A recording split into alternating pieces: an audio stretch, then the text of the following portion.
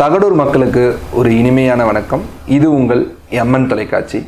தமிழ் என்றாலே இயல், இசை, நாடகம். அந்த வகையில் இன்னைக்கு நம்மளுடைய தலைப்பு இசை. இசையை பற்றி நம்மக்கிட்ட நிறைய பேசுகிறதுக்காகவும் அதை பற்றி நிறைய விஷயம் சொல்கிறதுக்காகவும் சென்னை புகழ் தகடூர் மண்ணின் மைந்தர் திரு ஆனந்தராஜா சார் அவர்கள் நம்ம சேனலுக்கு வருகை புரிந்துக்கிறாங்க. சார் வணக்கம். வணக்கம். வணக்கம் சார். உங்களை பற்றி ஒரு சிறிய அனுபவம். எம்என் தொலைக்காட்சி நேயர்களுக்கு என்னுடைய பணிவான வணக்கம். என் பெயர் ஆனந்தராஜா.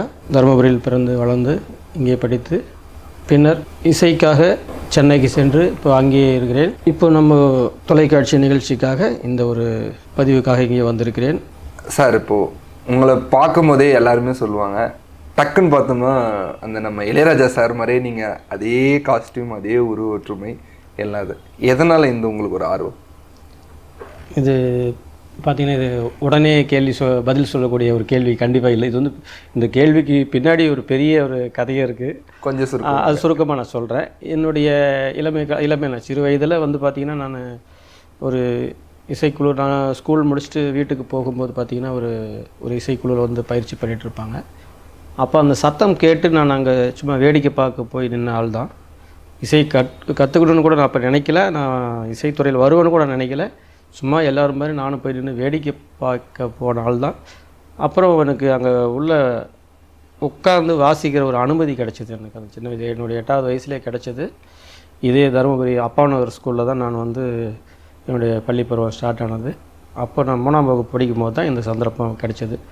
அப்போது போயிட்டு உக்காந்துட்டு இருந்தேன். உட்காரும்போது ஒரு நாள் அந்த இசைக்கருவி எடுத்து எனக்கு வாசிக்கக்கூடிய ஒரு சந்தர்ப்பம் கிடச்சிது. நான் சரியாக வாசிக்கிறத பார்த்து குழு தலைவர் வந்து, சரிடா நீ நல்லா வாசிக்கிற, கரெக்டாக வாசிக்கிற, இதுக்கு முன்னாடி தினமும் வந்துரு அப்படின்னு சொன்னோடனே அப்படி ஆரம்பிச்சது தான். நமக்கு ஒரு சந்தர்ப்பம் கிடச்சிருச்சு, இதை நம்ம சரியாக பயன்படுத்திக்கணும் அப்படின்னு சொல்லி அன்னையிலேருந்து ஸ்கூல் முடிச்சு 4:30 மணி பெல் அடிச்சதுன்னா வீட்டுக்கு போகிறனாலே நேராக அங்கே அந்த ஒத்திகை கூடத்துக்கு போயிடுவேன். அங்கே போயிட்டு வாசிச்சுட்டு அதுக்கப்புறம் தான் வீட்டுக்கு போகிற பழக்கம். அப்படி என்னுடைய 8வது வயசில் ஆரம்பித்தது தான். 1986 இந்த பயணம் தொடங்கினது. மெல்ல திறந்தது கதவு அப்படின்ற படம் அப்போ ரிலீஸு மன்னர் எம்.எஸ். விஸ்வநாதனும் இசைஞானி இளையராஜாவும் சேர்ந்து இசையமைச்ச அந்த படம். அது இன்னும் மறக்க முடியாது. ஏன்னா அதுதான் நான் முத வாசிக்க ஆரம்பித்த அந்த படம் தான். ஸோ அதனால் எனக்கு அப்போவே வந்து பார்த்திங்கன்னா எனக்கு எம்.எஸ். விஸ்வநாதன் சார் மேலேயும் ராஜா சார் மேலேயும் எனக்கு ரொம்ப ஒரு பற்று. அப்போவே அந்த 8 வயசுலேயே எனக்கு அவங்க மேலே ஒரு காதலே வந்துருச்சுன்னு வச்சுங்களேன். ஏன்னா ராஜா சாருக்கு 8 வயசுலேயே லைலா மஜ்னுக்கு அவங்க மேலே காதல் வந்தது, லைலா மேலே. எனக்கு 8 வயசில் வந்து பார்த்திங்கன்னா இவங்க 2 பேர் மேலே ஒரு காதல் வந்துருச்சு. அந்த இசை மேலே இருந்த ஒரு ஆர்வத்தில் அவங்க மேலே ஒரு காதல் வந்துருச்சு.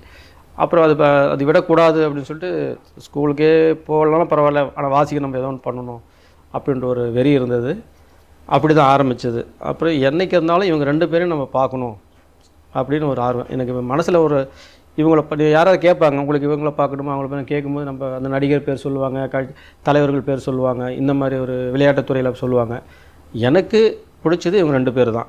இவங்களை தாண்டி நான் யாரையுமே நான் பார்க்க விரும்பல. அப்போது அப்படி இருக்கும்போது ஒரு சந்தர்ப்பத்தில் முத எம்.எஸ். விஸ்வநாதன் சார் நான் ஒரு பார்க்குற வாய்ப்பு கிடச்சிது. நான் என்னுடைய 9ஆம் வகுப்பு படிக்கும்போது நினைக்கிறேன். இது அதியமான் பாய்ஸ் ஸ்கூலில் 9வது படிக்கும்போது சென்னையில் ஒரு நண்பர் மூலிமா போனோம். அப்போது அவரை பார்ப்பனான்னு எனக்கு தெரியாது. அது அந்த நேரம் அமைஞ்சிருச்சு கரெக்டாக. நேராக அவர் எம்.எஸ். சார் வீட்டில் போய் பார்த்துட்டு அவர் ரூம்லேயே அவரோட தனி அறையில் உட்காந்து ஒரு அரை மணி நேரத்துக்கு மேலே பேசக்கூடிய சந்தர்ப்பம் எனக்கு அப்போவே கிடச்சிது. ஏன்னா அப்போ எந்த ஒரு டெக்னாலஜியில் ஒரு மொபைல் ஏதோ ஃபோட்டோ எடுக்கிறதுக்கு எதுவுமே வழி இல்லை. அதனால் அவர் பார்த்ததே சந்தோஷம். அவர் காலையில் ஆசீர்வாதம் வாங்கிட்டு நல்லா பேசினார், ரொம்ப நேரம் பேசினார். அது ரொம்ப ஆச்சரியமாக இருந்தது. எவ்வளோ பெரிய ஒரு இசை கடவுள் வந்து நம்மக்கிட்ட ஒரு சகஜமாக பேசுகிறது. கூப்பிட்டு அவர் ஆஃபீஸில் உட்கார வச்சு பேசினார். நான் ஒரு சின்ன பையன் அப்போது, என்னை பார்த்து பேசணுன்னு கூட அவருக்கு அவசியம் இல்லை. நான் வெளியே தான் நின்று பார்த்துட்டு இருந்தேன். என் கூட போன நண்பர் தான் அவர்கிட்ட பேசிகிட்டு இருந்தார். இருந்தாலும் என்னை கூப்பிட்டு வாப்பா உட்காரு, நீ உட்காருன்னு சொல்லி என்னை கூப்பிட்டு சரிசமாக உட்கார வச்சு பேசினார். அப்போவே அவர் அந்த உயர்ந்த பண்புன்றது அப்போ நான் தெரிஞ்சுக்கிட்டேன். அதேமாதிரி டைமிங், அந்த காலம் தவறாமன்றது கரெக்டாக 1 மணிக்கு அவர் வீட்டில் இருப்பார்னா 1 மணிக்கு வந்துட்டார் காரில் வீட்டுக்கு. அது ஒரு சந்தர்ப்பம். 2வது நான் பார்க்கணுன்னு நினச்சது வந்து இசைஞானி இளையராஜா அவர்கள். அது வந்து பார்த்திங்கன்னா அப்போது சேலத்தில் இருந்தேன். அப்போது சேலத்தில் இருக்கும்போது பார்த்திங்கன்னா இந்த ஒரு தனியார் நகைக்கடை திறப்புழாவுக்கு அவர் வந்திருந்தார். சென்னையில் போய் அவரெல்லாம் நம்ம பார்க்க முடியுமா அப்படின்னு ஏங்கிட்டு இருந்த காலம் போயிட்டு நம்ம இருக்கிற ஊருக்கே அவர் வருகை தரார் அப்படின்னு கேள்விப்பட்டோன்னே காலையில் கடை ஓப்பனிங் டேனு முதல் ஆளாக போய் கடை வாசல் நான் நின்றுட்டேன். ஏன்னா தலைவர் வர போகிறாரு, இன்றைக்கி எப்படி அவர் தரிசனம் பண்ணிடணும்னு சொல்லிட்டு முதல் ஆளாக போய் நின்றுட்டேன். அங்கே தான் அவர் வந்தார். முத பார்த்தேன். அவரை பார்த்து அவரோட கார் கதவை திறந்து வர சந்தர்ப்பம் எனக்கு கிடைச்சது. அவர் கார் கதவை திறந்து ஒரு கால் எடுத்து வெளியில் வைக்கிறார். அவர் கால் ஒன்று அப்பயே நமஸ்காரம் பண்ணிவிட்டு ஆசீர்வாதம் வாங்கிட்டு அதுக்கப்புறம் அவர் உள்ளே போயிட்டார். அவர் கூட கொஞ்சம் நாள் போய் கடையில் ட்ராவல் பண்ணிட்டு அப்புறம் அவர் கிளம்பி போயிட்டார். இது முதல் அனுபவம் அவர் பார்த்தது. அதுக்கப்புறம் மறுபடியும் பார்த்தாச்சு. இருந்தாலும் மறுபடியும் இன்னொரு முறை பார்க்கணும்னு நினச்சது. அவர் சென்னை போகும்போது பார்த்திங்கன்னா அவர் பிரசாத் ஸ்டுடியோலேயே சந்திக்கிற ஒரு வாய்ப்பு கிடச்சிது. அப்போ இந்த தோற்றம் மாறினது அது ஒரு காரணம். அவர் முத சந்திச்சிட்டேன். ரெண்டாவது முறை ஒரு கோயிலுக்கு போயிட்டு நான் வந்து பூமுடி கொடுத்துட்டு வந்துட்டேன் வீட்டுக்கு. வந்த பிறகு பார்த்திங்கன்னா என்னுடைய ஃபோட்டோவும் பார்க்குறேன், அவருடைய ஃபோட்டோவும் பார்க்குறேன். ரெண்டையும் பார்க்கும்போது இந்த கழுத்து வரைக்கும் பார்க்கும்போது என்னடா ரெண்டு பேருடைய தலை ஒற்றுமை ஒரே மாதிரி இருக்கே முகம் அப்படின்னு எனக்குள்ள மனசுக்குள்ளே தோணுது. சரி இது வேணும் ஒரு செஞ்சு பார்த்தலாம் அப்படின்னு சொல்லிட்டு இந்த உடையை ரெடி பண்ணி அவர் போட்டு ஒரு ஃபோட்டோ ஷூட்லாம் எடுத்து பார்த்த பிறகு அது ஒத்துமை இருக்குது, சரி நம்ம வாசிக்கிறது போதும், இதுக்கு மேலே நம்ம ஒரு பாடகராகவே ஆயிடலான்னு சொல்லிட்டு அப்படி மாறினது தான் இந்த உடை. கிட்டத்தட்ட இப்போ ஒரு 6-7 வருஷமாக இந்த உடையில் நான் வந்து இப்போ பாடிட்டுருக்கேன் கச்சேரிலாம். எல்லாம் பெரிய பெரிய இசைக்குழு சென்னையில் இருக்கிற எல்லா பெரிய கச்சேரிலையும் நான் பாடியிருக்கேன். இப்போ சூப்பர் சிங்கர்ஸ் எல்லாமே அனுராதா ஸ்ரீராம், மாலதி எல்லாமே, சித்ராமா முன்னாடி எல்லோரும் கூடயும் நான் பாடியிருக்கேன். அதில் அப்படி தான் இந்த உடை வந்ததுக்கான ஒரு காரணம். இது நானே எதிர்பார்க்கல, இது கடவுள் கொடுத்த ஒரு வரம் தான் நான் நினைக்கிறேன். இது நான் பெருசாக பிளான்லாம் பண்ணல, அந்த நேரத்தில் தோணுது திடீர்னு ஒரு ஏதோ ஞானம் வந்ததுன்னு சொல்லுவாங்களே அந்த மாதிரி திடீர்னு அது மாதிரி வந்த விஷயந்தான் இந்த இசைஞானி இளையராஜாவோட உடையை போட்டு நான் இன்றைக்கி பாடிட்டுருக்கேன். அது போடுறதுக்கு முன்னாடி நம்ம யோசிக்கணும், நம்ம அதுக்கு கொஞ்சமாவது தகுதி இருக்கா அப்படின்னு நம்ம யோசிக்கும் போது ஓகே நமக்கு தான் ஓரளவுக்கு இன்ஸ்ட்ருமெண்ட்லாம் வாசிக்க தெரியும், அதனால் பாடவும் ஓரளவுக்கு தெரியும், அதனால் வந்து நியாயமாக நம்ம செய்யணும். இந்த உடையை போட்டுட்டு அது வந்து நம்ம ஒரு வேஷம் கட்டுற மாதிரி இருந்துடக்கூடாது. கண்டிப்பாக இதை போடுறோம் அப்படின்னா அவர் மாதிரி ஓரளவுக்காவது பாடணும், அவர் சில விஷயங்களை நம்ம கடைபிடிக்கணும் அப்படின்ற விஷயத்தில் தான் இந்த உடையை நான் போட்டுட்டு இன்றைக்கி இந்த பயணத்தை நான் தொடர்ந்துட்டுருக்கேன். ஒரு நீண்ட பெரிய வந்து சுருக்கமாக வந்து சொல்லிட்டீங்க. அதாவது மனதளவில் அவர் மேலே எவ்வளோ ஒரு அபிப்பிராயம் இருக்கிறதுங்கிறது உங்களுடைய வார்த்தைகளையும் உங்களுடைய உருவத்திலையுமே தெரியுது. சரி, இப்போது நீங்கள் அப்படி இந்த இசைத்துறைக்கு நீங்கள் வந்துட்டீங்க, நிறைய கச்சேரிகள்லாம் நீங்கள் பண்ணியிருப்பீங்க. ஒரு மறக்க முடியாத ஒரு நிகழ்ச்சி அப்படின்னு சொன்னால் நீங்கள் எதை சொல்லுவீங்க? இல்லை, இதில் மறக்க முடியாத நிகழ்ச்சி அப்படின்றது வந்து எல்லா ஒரு நிகழ்ச்சியிலையுமே ஒரு புது புது அனுபவங்கள்லாம் கண்டிப்பாக கிடைக்கும். இதில் நிறைய இருக்குது. இதனால பர்டிகுலராக இந்த ஒரு நிகழ்ச்சி வந்து எனக்கு அமைஞ்சுது, என்னால் அது இப்போ வரையுமே நினச்சி பார்த்தா கண்டிப்பாக. ஏன்னா வந்து பார்த்திங்கன்னா நான் வந்த காலத்தில் பார்த்திங்கன்னா வாய்ப்பு கிடைக்கிறதே ஒரு பெரிய விஷயம். நம்ம கையில் ஒரு இன்ஸ்ட்ருமெண்ட்டோ ஒரு மைக்கு இப்படி எடுத்து பாடுறது ஒரு அரிதான விஷயமா இருந்தது. அதெல்லாம் அந்த கட்டத்தெல்லாம் தாண்டி நிறைய கஷ்ட நஷ்டங்கள்லாம் நிறைய பட்டிருக்குங்க. இதே தருமபுரியில் நான் போகாத கிராமம் கிடையாது. இந்த நம்ம தருமபுரி மாவட்டத்தில் அப்போ நாங்கள் பயணம் ஆரம்பிக்கும் போது 10-11 மாவட்டமாக தான் இருந்தது மொத்தமே தமிழ்நாட்டில். இன்றைக்கி 30-40 மாவட்டத்துக்கு மேலே ஆயிடுச்சு. பட் நான் போகாத ஊர் கிடையாது, தருமபுரி மட்டும் கிடையாது, ஒட்டுமொத்த தமிழ்நாட்டிலே நான் போகாத டிஸ்ட்ரிக்டோ ஒரு கிராமம் தாலுக்கா எதுவுமே கிடையாது. எல்லா ஊரும் கிட்டத்தட்ட ஒரு 38 வருஷமாக நான் பயணத்தில் இன்ன வரைக்கும் பயணத்தில் தான் இருக்கேன். அதனால் அப்படி போயிட்டுருக்கு. இதில் மறக்க முடியாத அனுபவங்கள்ன்றது நிறைய நடந்திருக்கு, நிறைய விஷயங்கள் நடந்திருக்கு. அதில் முக்கியமாக பார்த்தீங்கன்னா நான் இந்த உடையை போட்டு நான் பாடின மேடை வந்து எனக்கு ஒரு அனுபவம், புது அனுபவம். இந்த உடையை நான் போட்டு அதுவும் பார்த்திங்கன்னா அவர் ஊருக்கு பக்கத்தில் தான் இந்த ஒரு நிகழ்ச்சியில் இந்த ட்ரெஸ்ஸை நான் ஃபஸ்ட்டு போட்டேன். பண்ணை போகிறதுக்கு கொஞ்சம் முன்னாடி ஒரு நிகழ்ச்சிக்கு போகும்போது தான் இந்த உடையை போட்டு ஃபஸ்ட்டு பாடினேன். அது ஒரு அனுபவம்.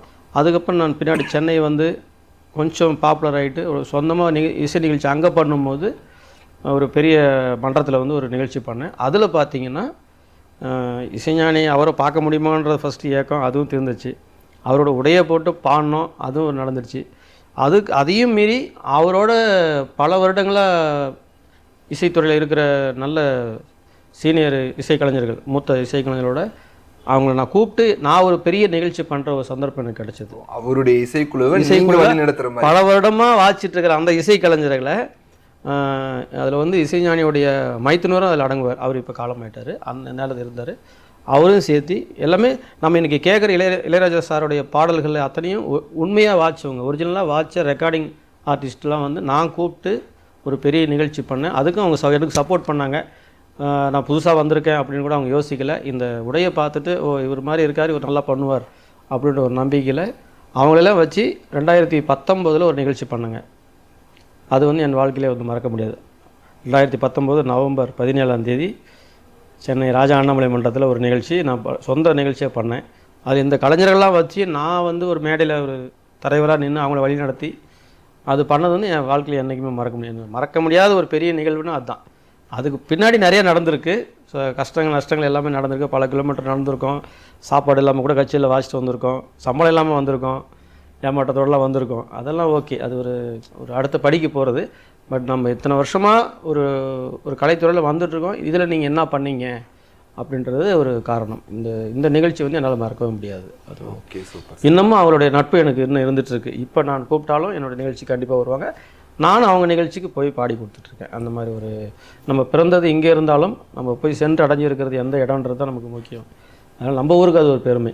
கண்டிப்பாக கண்டிப்பாக நிச்சயமாகவே நம்ம ஊருக்கு பெருமை. இன்றைய இப்போ இருக்கிற காலகட்டத்தில் இசையினுடைய தேவை எப்படி இருக்குன்னு நீங்கள் எப்படி பார்க்குறீங்க? இது ரொம்ப சரியான ஒரு கேள்வி தான். ஏன்னா இதை பற்றி நிறைய பேர் வந்து தவறான ஒரு அபிப்பிராயத்தை வச்சுருக்காங்க. ஏன்னா ஒரு ஒரு குழந்தைங்க அப்படின்னா ஃபஸ்ட்டு அதான் முதல் விஷயம் வந்து அவங்க நல்லா படிக்கணும், படிச்சுட்டா அவங்க பெரிய ஆள் ஆகிடுவாங்க அப்படின்றத எல்லா பெற்றோருடைய இது தாட் அப்படி தான் அவங்க யோசிக்கிற விஷயங்கள். ஆனால் அதையும் தாண்டி கலையில் பல விதம் இருக்குது. அது ஒவ்வொருத்தருக்கும் ஒவ்வொரு குழந்தைங்கிட்டையும் ஒவ்வொரு டேலண்ட் கண்டிப்பாக இருக்கும். அதை வந்து அவங்க கண்டுபிடிச்சி அந்த துறையில் வந்து படிப்பையும் தாண்டி ரெண்டு கண்ணு மாதிரி நினச்சிருக்கு. படிப்பு ஒரு கண்ணு, திறமைன்றது இன்னொரு கண்ணாக இருக்கணுமே தவிர ரெண்டு கண்ணு படிப்புன்னு வச்சுட்டு அப்புறம் அவங்க படிப்பை தாண்டி வேறு எந்த விஷயமும் அவங்களால செய்ய முடியாமல் போயிடும். அதனால் இந்த இசையினால் படிப்பு கெடும் அப்படின்னு சொன்னால் அது நான் முதல்ல அப்ஜெக்ஷன் தெரிவிப்பேன், மறுப்பு தெரிவிப்பேன். ஏன்னா அது வந்து காரணம் கிடையாது. ஏன்னா இன்றைக்கி தவறி போகிறதுக்கு கெட்டு போகிறதுக்கு 1000 வழிகள் இருக்குது. இன்றைக்கி அன்றைக்கி கூட கிடையாது, எங்கள் காலகட்டத்தில் கூட அது கிடையாது. இன்னும் எங்கள் காலத்துலாம் செல்ஃபோனு அதெல்லாம் எதுவுமே கிடையாது. ஃபோன் பார்க்குறதே அரிதாக இருக்கும். ஃபோன் இருந்தால் தான் அவங்க பெரிய பணக்காரங்க, அவங்க வீட்டில் மட்டும் தான் டெலிஃபோன் இருக்கும். அந்த மாதிரி இன்றைக்கி கையில் உள்ளங்கையிலே உலகம் அப்படின்ற மாதிரி கெட்டு போகிறதுக்கு இன்றைக்கி 1000 வழி இருக்குது. அதனால் இசையினால் வந்து படிப்பு கெடும், குழந்தைங்க கெட்டு போயிடுவாங்கன்ற எண்ணத்தை வந்து முதல்ல பெற்றோர்கள் வந்து தவிர்க்கணும். என்னுடைய கருத்து. அது எனக்கும் படிக்க நல்லா ஆசை இருந்தது தான். அது கால சூழ்நிலை எனக்கு இந்த இசையில் வந்து ஆர்வம் தான். ஆனால் உண்மையிலே படிச்சிருந்தா கூட இப்போ நான் ஏதோ ஒரு இடத்துல வேலை செஞ்சிட்ருப்பேன். ஒரு மாதம் ஊதியத்துக்கு நான் சம்பளம் வேலை செஞ்சிட்ருப்பேன். ஆனால் இன்றைக்கி வந்து நான் படிப்பு கம்மி தான். இதே அதியமான் அரசு ஆண்கள் மேல்நிலைப் பள்ளியில் 10வது வரைக்கும் தான் படித்தேன். அது தேர்ச்சி கூட ஆகலை. இருந்தாலும் இந்த இசைத்துறையில் இவ்வளோ தூரம் ட்ராவல் பண்ணியிருக்கேன், பெரிய பெரிய ஆளுங்களும் சந்திச்சிருக்கேன். அந்த ஒரு மனநிறைவு எனக்கு இருக்குது. அவ்வளோதான். இது எப்படின்னு சொல்லணும்னா, நம்ம இருக்கிற துறையில் நம்ம என்ன பண்ணோம், நம்ம எவ்வளோ பேருக்கு தெரிகிறோம். அதுக்கு உதாரணம் சொல்லணும்னா எஸ்பி பாலசுப்ரமணியம் அவர்கள் வந்து அவருடைய கனவு லட்சியம் அப்படின்னு பார்த்தீங்கன்னா அவர் இன்ஜினியர் ஆகிறது அவருடைய லட்சியம். அதுக்காக தான் அவர் படிச்சிருக்காரு. காலேஜ் ஸ்கூல்லலாம் வந்து பார்த்திங்கன்னா சும்மா அந்த பாட்டு போட்டியில் பாடிட்டு இருந்தார். பாட்டு போட்டிக்காக பாடிட்டு இருந்தவர். ஒரு போட்டி நடக்கும்போது ஜானகி அம்மா வந்து நடுவராக வராங்க. இவர் போய் எப்பயும் போல் பாடுறாரு. அந்த அம்மா கூப்பிட்டு உனக்கு நல்ல குரல் வளம் இருக்குப்பா, நீ சினிமாவுக்கு ட்ரை பண்ணு அப்படின்னு அந்த அம்மா தான் முத சொல்கிறாங்க. ஜானகி அம்மா சொல்கிறாங்க. அதை அவர் கேட்டுக்கிறாரு. அதை கேட்டு தான் சென்னைக்கு வாய்ப்பு தேடி வராரு, பாடி காட்டுறாரு. தமிழ் சரியாக வரலன்னு சொல்லி தமிழ் நல்லா கற்றுக்கிட்டு வாங்கன்னு அனுப்புகிறாங்க. அப்போ தமிழ் ஓரளவுக்கு நல்லா படிச்சுட்டு கற்றுட்டு வராரு. அதுக்கப்புறம் அவருக்கு வாய்ப்பு கிடைக்குது.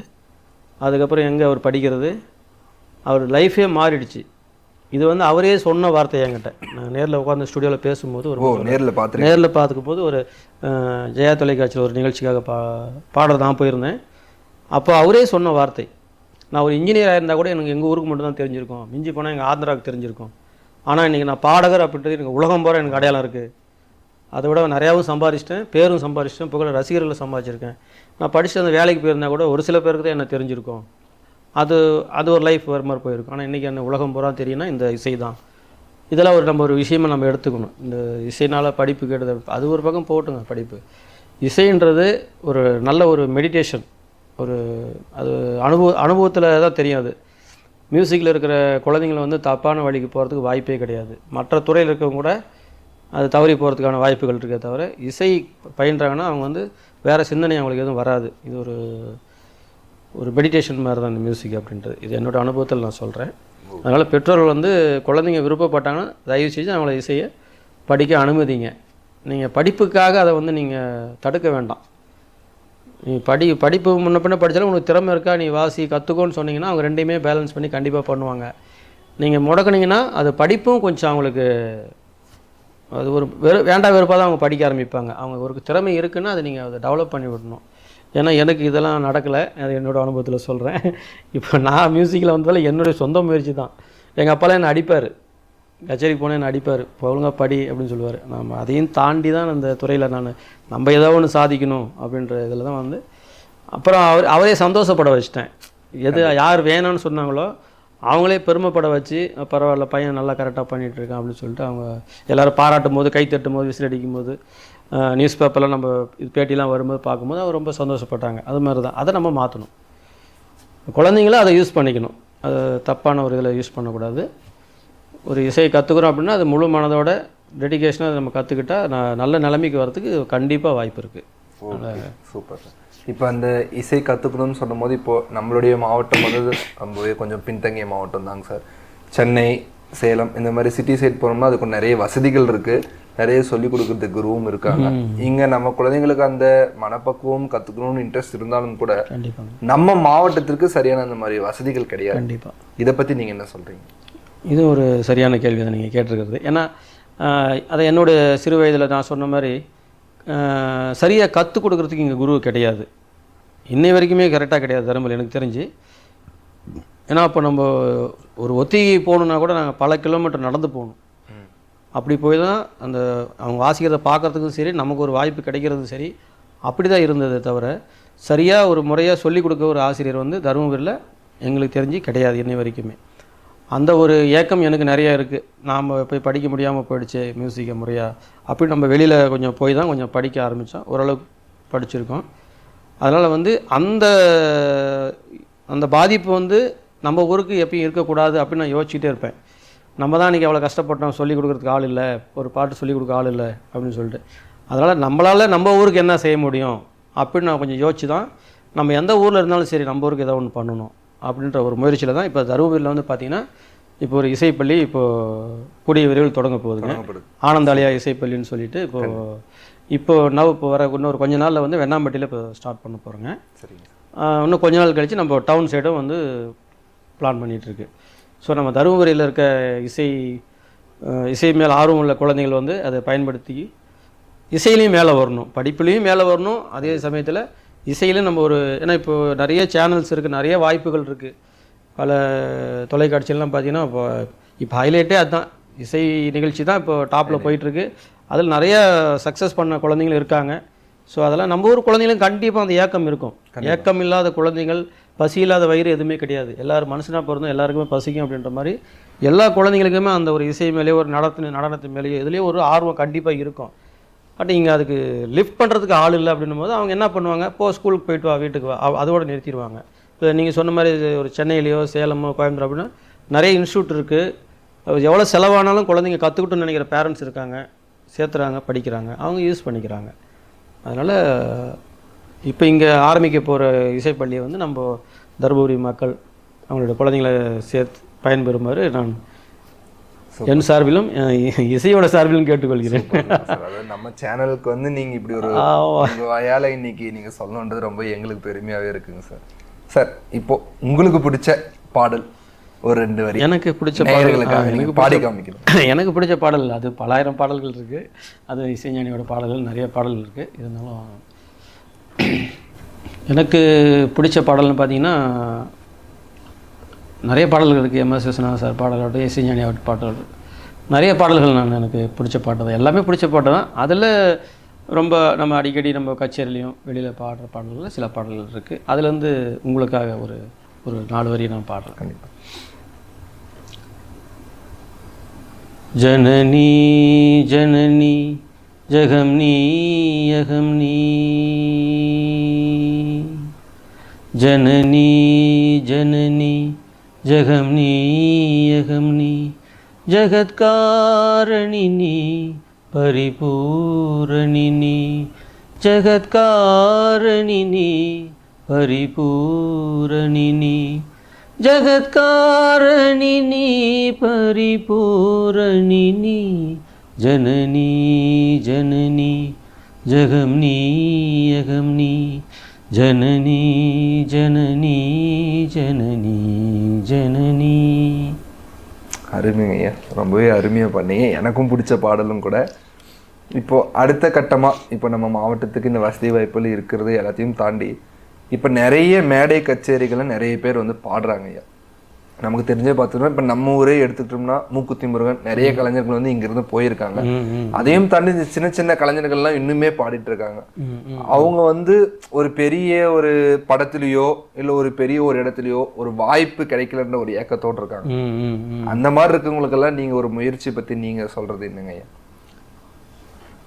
இல்லை அதாங்க, இப்போது குழந்தைங்களுக்கு அந்த ஆர்வம் இருக்குன்னு கண்டுபிடிச்சேன்னு ஒரு சரியான ஒரு குருக்கிட்ட அவங்க வந்து முதல்ல சேர்த்தணும். அது சங்கீதம் படிக்கிறதா இருந்தாலும் சரி, இல்லை ஒரு சினிமா பாடல்கள் பயிற்சி பண்ணுறதா இருந்தாலும் சரி, இல்லை ஒரு இசைக்கருவி வாசிக்கிறதா இருந்தாலும் சரி, அவங்களுக்கு அந்த திறமை இருக்குது அப்படின்னு எப்படியாவது ஒரு ரூபத்தில் அந்த குழந்தைங்க காட்டிடுவாங்க. வீட்டில் ஏதாவது ஒரு பெஞ்சில் தட்டிக்கிட்டு இருப்பாங்க, இல்லை அவங்கள எதாவது டிவியில் பாட்டு போனால் கூட பாடிக்கிட்டு இருப்பாங்க. இது எப்படியாவது ஒரு பேரண்ட் கண்டுபிடிச்சிருவாங்க. அது தெரிஞ்ச உடனே அவங்கள வந்து ஒரு 5 வயசு 6 வயசு இருக்கும்போதே அவங்கள வந்து ஒரு குருக்கிட்ட சேர்த்தும் போது அவங்கள அறியாமே அவங்க வளர்ந்துருவாங்க, படிக்க ஆரம்பிச்சிருவாங்க. இசையை படிக்கும்போது என்ன ஆகுன்னா அதுக்கு அவங்க தகுதி பெற்றுருவாங்க. அதுக்கப்புறம் பார்த்திங்கன்னா அந்த தொலைக்காட்சியில் நடக்கிற காம்படிஷனில் கலந்துக்கிட்டே இருக்கணும். ஒரு முறை போயிட்டு என்ன பண்ணுறாங்க சில பேர், இது நான் கேள்விப்படுறேன், ஒரு முறை குழந்தைங்களை வெளியே அனுப்பிட்டாங்கன்னா அதோட அவங்கள வந்து அப்படி நிறுத்திடுறாங்க. உனக்கு திறமை இல்லை, நீ இப்போது வெளியே வந்துட்ட. அது கிடையாது, தொடர்ந்து அட்டன் பண்ணணுங்க. தொடர்ந்து போக போக தான் அவங்களுக்கு நிறைய அனுபவங்கள் கிடைக்கும். இந்த மாதிரி என்ன குறையோ அது மாதிரி நிறைய கொண்டு போகணும்.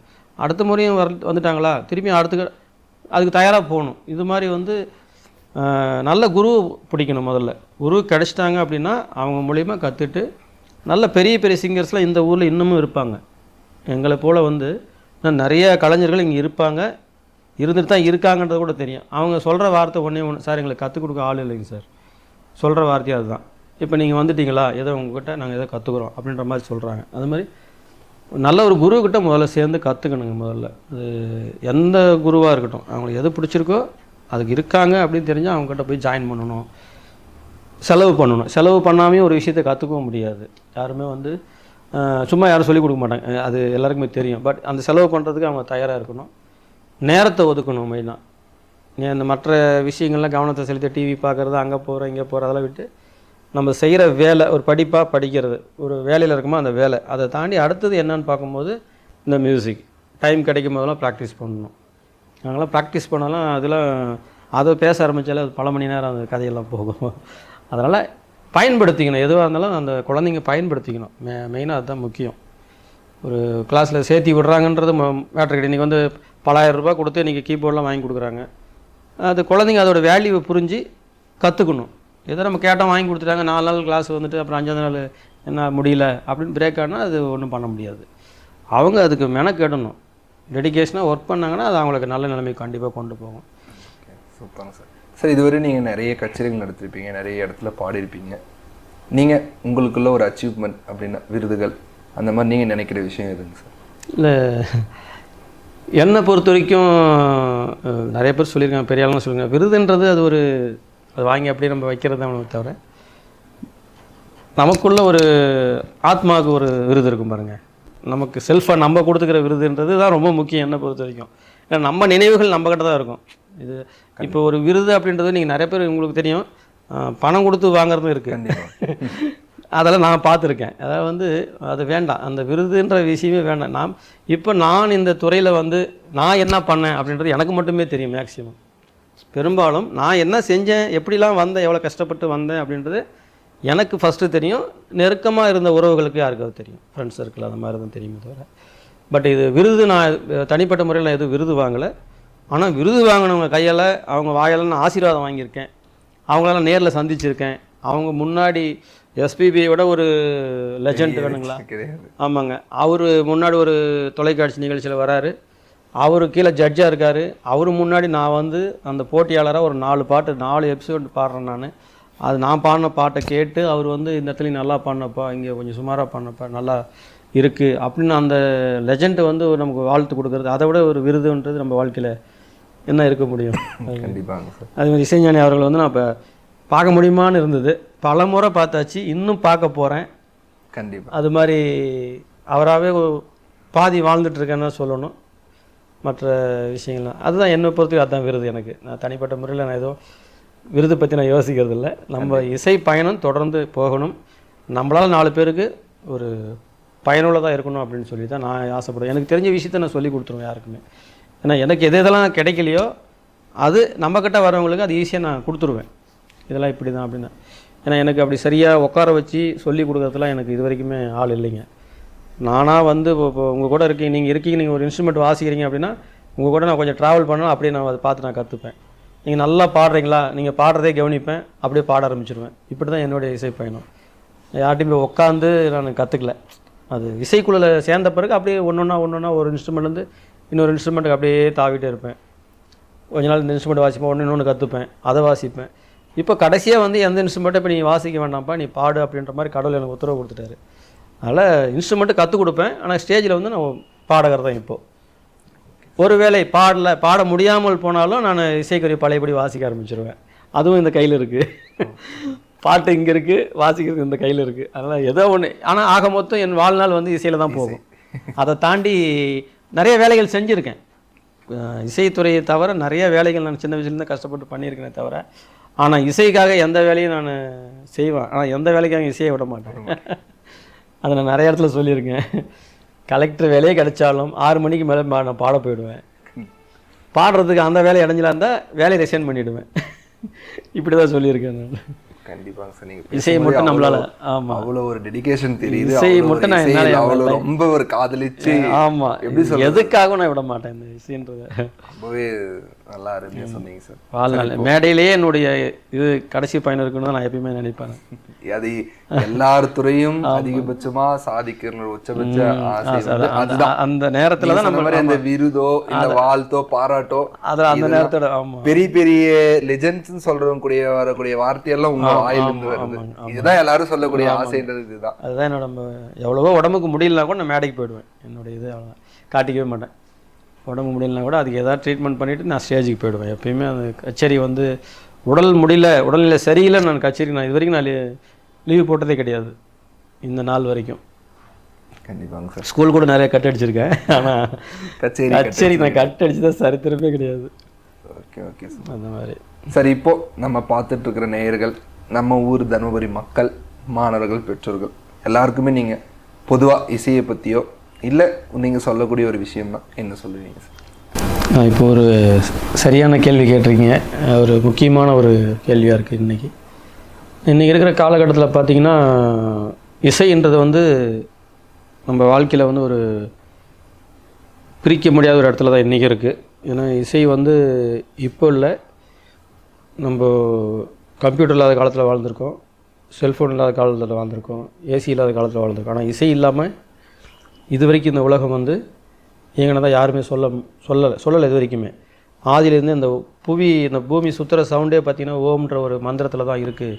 அது ஒரு இசையோடைய சுதியில் தான் இருக்குதுன்னு நம்ம கண்டுபிடிச்சிருக்காங்க. அந்த மாதிரி இசைன்றது நம்ம வாழ்க்கையில் ரொம்ப முக்கியமான ஒரு பகுதி. அதனால் வந்து நம்ம தருமபுரி மாவட்டத்தில் இருக்கிற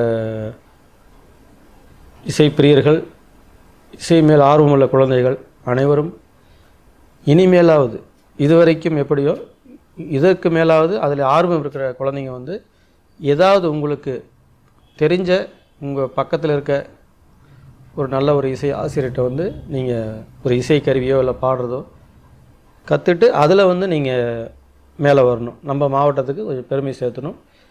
ஏன்னா நிறைய வழிகள் இருக்குது. இன்றைக்கி வந்து குழந்தைங்க ஒரு வழி மாறி போகிறதுக்கு நிறைய வழிகள் இருக்குது. ஆனால் இசைனால் வந்து வழி மாறி போயிடுவாங்கன்ற தவறான எண்ணத்தையும் மீண்டும் நான் சொல்கிறேன், வலியுறுத்துகிறேன். அதை வந்து எல்லாருமே அதை கைவிட்டுருங்க. குழந்தைங்களுக்குள்ள எல்லா ஆர்வமும் இருக்கும், அவங்களுக்கும் அந்த எண்ணங்கள் இருக்கும். நம்மளும் இந்த மாதிரி டிவி பார்க்கும்போது நம்மளும் இந்த மாதிரி பாட முடியாதா அப்படின்ற ஏக்கம் எல்லா குழந்தைங்களும் இருக்கும். அந்த மாதிரி இருக்கிற குழந்தைங்களை கண்டுபிடிச்சி நம்மளை மாதிரி ஒரு இசை ஆசிரியர்கிட்ட நீங்கள் வந்து அவங்கள சேர்த்து அவங்கள கற்றுக் கொடுக்குமாறு பெற்றோர்களுக்கும் கேட்டுக்கிறேன். அதனால் வந்து இசைக்கு ஒரு முக்கியத்துவம் கண்டிப்பாக இருக்குது. அதை நல்ல முறையில் பயன்படுத்தினா அவங்களுக்கு எதிர்காலமும் நல்ல ஒரு பிரகாசமாக இருக்குன்னு சொல்லிட்டு என்னுடைய கருத்தை நான் சொல்லிக்கிறேன். ஓகேங்க ஐயா. உங்கள் இசை பயிற்சிக்காக என்ன ஒரு உதவி வேணாலும் நம்ம எம்என் தொலைக்காட்சியை நீங்கள் அணுகலாம். அவங்க உங்களுக்கு அதுக்கான வழியை கரெக்டாக சொல்லுவாங்க. நன்றி. கண்டிப்பாங்க ஐயா, நீங்கள் சொல்கிற வழியை தான் நாங்களும் சொல்ல போகிறோம். அதாவது தமிழ் மட்டும்தான் இயல், இசை, நாடகம் சொல்லிட்டு தமிழே நம்ம இந்த 3 சேர்த்தா தான் தமிழ் மொழியே நம்ம பார்க்க முடியும். அது மட்டும் இல்லாமல் இசை இல்லைன்னா இந்த உலகமே இல்லை அப்படிங்கிறது ஐயாவுடைய அனுபவத்தினாலும் ஐயாவுடைய வார்த்தைகளாலும் இவ்வளோ நேரம் பொறுமையாக நம்ம கேட்டிருந்தோம். நிறைய விஷயம் ஐயா இசையை பற்றி சொன்னார். இன்னும் இருக்குது, இன்னும் இருக்குன்னு சொன்னார். நேரம் இல்லாதனால இன்னொரு நாள் வந்து ஐயாவுடைய முழு காணொலியும் நேயர்களுக்காக நாங்கள் சொல்கிறோம். தருமபுரி மாவட்டத்தில் அந்த ஒரு இசைப்பள்ளின்ற குறையுமே ஐயா வந்து ஆனந்தாலயான்னு சொல்லிட்டு ஒரு புதிய இசைப்பள்ளி ஆரம்பிக்கிற அறிவிப்பையும் நம்ம சேனல் மூலிமா வெளியிட்டார். பார்க்குற நேயர்களாகட்டும் இல்லை பெற்றோர்களாகட்டும், உங்களுக்கு குழந்தைங்களை இசை ஆர்வமாக இருந்தாங்கன்னா கண்டிப்பாக அவரை அணுகி நீங்கள் இசையை கற்றுக் கொடுக்கலாம். இந்த ஒரு நல்லதொரு நிகழ்ச்சிக்கு இவ்வளோ நேரம் வந்து பொறுமையாக நிறைய விஷயம் நம்மக்கிட்ட பகிர்ந்துக்கிட்ட ஐயா அவர்களுக்கு எம்என் தொலைக்காட்சி சார்பாக மனமார்ந்த நன்றிகள். மீண்டும் ஒரு சிறப்பு நிகழ்வோடு நாளை உங்களை சந்திக்கிறேன். அதுவரை உங்களிடமிருந்து விடைபெறுவது உங்கள் ஹரி. நன்றி, வணக்கம். வணக்கம்.